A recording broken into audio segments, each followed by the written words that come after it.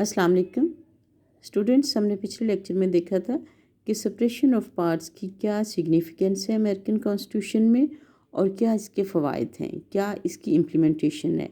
इस लेक्चर में मैं आपको बताऊंगी कि आल्दो ये सेपरेशन ऑफ पार्ट्स मोंटेस्क्यू के नज़रिए की बहुत वैल्यू है अमेरिका में और लिबरलिज्म में भी इसको पसंद किया जाता है, लेकिन इसके साथ साथ इस नज़रिए की कुछ ड्रॉबैक्स भी हैं। वो क्या ड्रॉबैक्स हैं?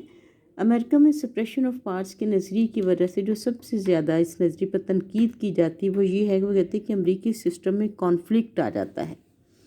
और ये कॉन्फ्लिक्ट किस सूरत में आता है? ये कॉन्फ्लिक्ट उस वक्त आता है बल्कि शदीद शक्ल इख्तियार कर लेता है जब एग्जेक्टिव यानी प्रेसिडेंट और कांग्रेस का तल्लुक़ मुखालिफ पार्टियों से होता है।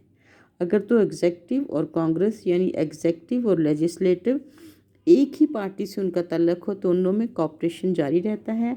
अगर दोनों का तल्लुक़ मुखालिफ पार्टियों से हो तो इसके नतीजे में बनने वाली गवर्नमेंट के शोबों यानी एग्जेक्टिव और लेजिस्लेचर में तावन की बजाय इख्तलाफात नज़र आते हैं।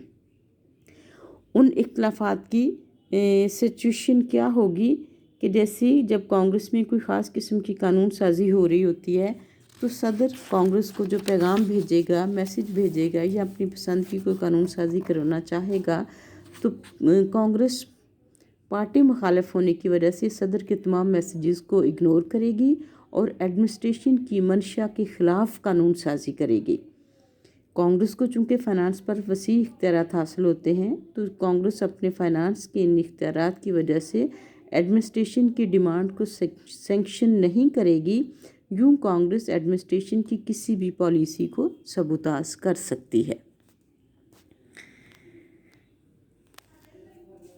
इसमें जो दूसरी चीज़ इस सिस्टम में हमें नज़र आती है वो डिवीज़न ऑफ रिस्पॉन्सिबिलिटी हो जाती है। जैसे कि आपको स्टूडेंट्स मालूम है कि पार्लियामेंट्री सिस्टम में कोई भी पॉलिटिकल पार्टी गवर्नमेंट के दोनों शोबों पर मुकम्मल कंट्रोल रखती है, यानी जो पार्टी लेजिस्लेशन में अक्सरियत हासिल करेगी लेजिस्लेटर में वही अपनी हुकूमत वज़ीर आज़म उन्हीं का होगा और वहीं से वज़ीर आज़म उसी इलेक्टेड लेजिस्लेचर से अपनी काबीना बनाएगा।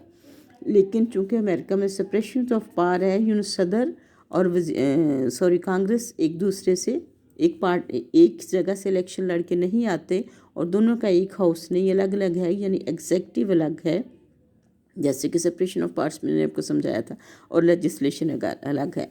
तो इसमें गवर्नमेंट एक तरह से मुकम्मल दोनों एक दूसरे की रिस्पॉन्सिबिलिटी नहीं लेते। पार्लियामेंट्री सिस्टम में तो वज़रा यानी एग्जेक्टिव्स को पार्लियामेंट के सवालों के जवाब देने पड़ते हैं जिस किस्म की भी वो कानून साजी कर रहे होते हैं। कुछ ममालिक में कलेक्टिव रिस्पॉन्सिबिलिटी है, कुछ में इंडिविजुअल रिस्पॉन्सिबिलिटी है।